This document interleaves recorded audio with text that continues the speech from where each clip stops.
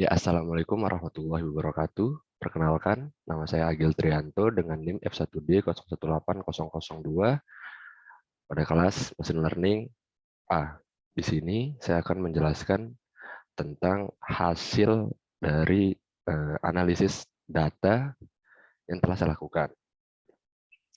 Data saya di sini bertemakan asuransi. Oke, kita langsung saja menuju codingannya. Yang pertama saya lakukan pada analisis data ini yaitu pertama memanggil library yang akan digunakan.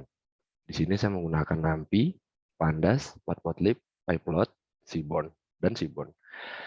Untuk kegunaannya masing-masing, untuk library NumPy berfungsi memudahkan operasi komputasi tipe data numerik seperti penjumlahan, pengurangan, perkalian, pangkat, dan operasi lainnya yang biasa diterapkan pada vektor atau matriks. Selanjutnya ada library Seaborn, berfungsi untuk memvisualisasikan data yang dibangun di atas library Matplotlib.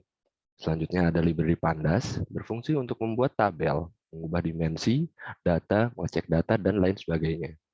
Dan yang terakhir yaitu adalah library Matplotlib, yang berfungsi untuk memvisualisasikan data secara 2 dimensi maupun 3 dimensi dalam Python.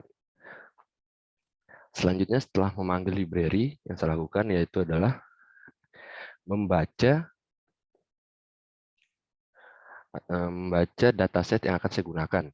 Di sini dataset saya bernama insurance. Nah, untuk penjelasan pada datasetnya seperti berikut, terdapat 7 kolom. Yang pertama itulah kolom X atau umur dari pemilik asuransi. Kedua ada seks atau jenis kelamin dari pemilik asuransi. Ketiga ada BMI atau Body Mass Index, ada sebuah skala perbandingan antara berat dan tinggi badan. Nah, skala idealnya adalah di angka 18,5 sampai 24,9. Selanjutnya ada children, di mana adalah jumlah anak yang ditangguhkan. Smoker, apakah seseorang itu perokok atau tidak. Region adalah tempat asal pemilik, berlokasi di US, antara lain adalah Northeast, Southeast, Southwest, atau Northwest. Nah, selanjutnya ada charge, adalah tagihan pemilik yang dibayarkan untuk asuransi kesehatan. Selanjutnya yang saya lakukan adalah menampilkan 5 data teratas, yaitu menggunakan fungsi head. Itu telah seperti yang kita lihat. Yang pertama, contoh yang pertama itu adalah umurnya 19, kelaminnya female, memiliki skala BMI 27,9, tidak memiliki anak, seorang perokok, tinggal di US Southwest, dan memiliki tagihan sebagai berikut. Selanjutnya yang kita lakukan yaitu adalah melihat informasi pada dataset yang digunakan, yaitu kita bisa lihat di sini pada kolom A memiliki jumlah baris yaitu 133,8 data dan tidak ada data yang kosong dan bertipe data integer. Ada seks dengan 133,8 data dan tidak ada data yang kosong dan bertipe data objek. Begitupun dengan kolom-kolom seterusnya. Kita bisa lihat kenapa data tersebut tidak ada data yang kosong, itu menggunakan fungsi is_null. Di mana kita bisa melihat di sini hasilnya kolom X itu mendapatkan jawaban false, sex, BMI, children, dan hingga charge. Itu tidak ada data yang kosong. Lalu, untuk tahap berikutnya adalah mengubah data-data yang tadinya berbentuk kategorikal atau string menjadi numerik atau integer, yaitu seperti berikut.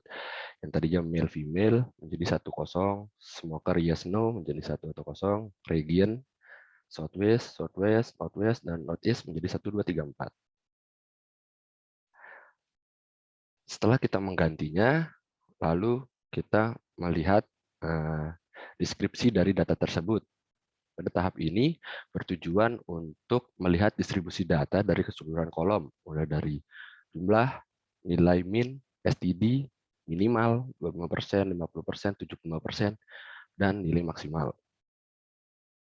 Selanjutnya yaitu kita menampilkan visualisasi data menggunakan heatmap.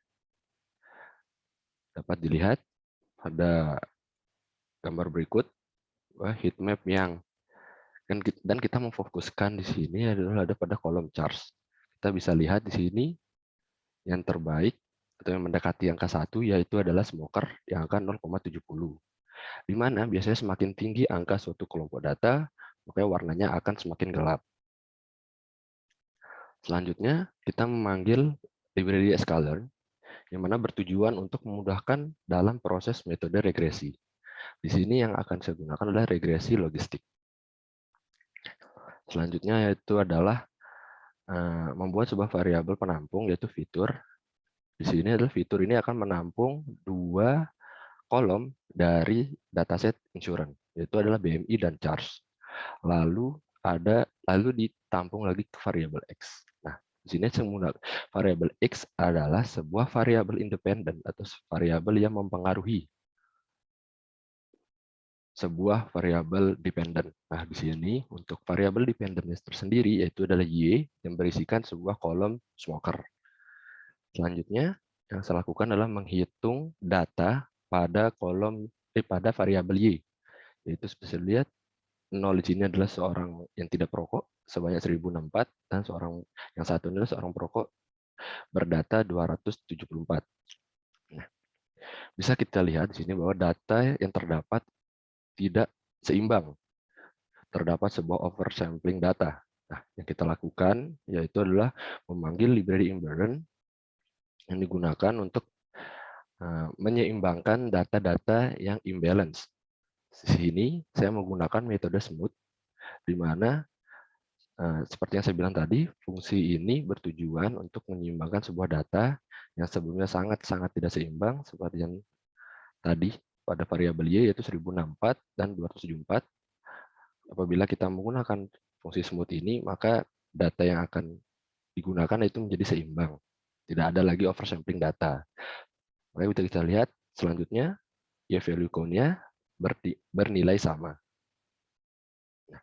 Selanjutnya yang kita lakukan adalah membagi dataset antara data train dengan data test. Parameter dari train test split sendiri yaitu fitur kolom dan kolom target, yaitu adalah X dan Y yang telah kita buat sebelumnya. Di sini saya membagi datanya itu sebesar 70% berbanding 30%. Nah, selanjutnya yang saya lakukan adalah bukan tahap utama yaitu adalah logistic regression, yaitu dilakukan sebuah proses pengaplikasian dari nilai train set dan kemudian melakukan sebuah prediksi. Setelah melakukan prediksi dengan menggunakan fungsi logistic regression, maka akurasi skor akan ditampilkan menggunakan fungsi akurasi skor dari library sklearn metric.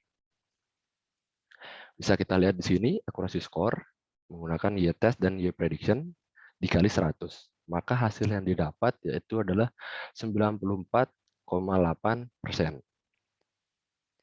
Hasil ini merupakan hasil yang tinggi, mungkin bisa dibilang hampir mendekati hasil yang akurat, itu mendekati 100%.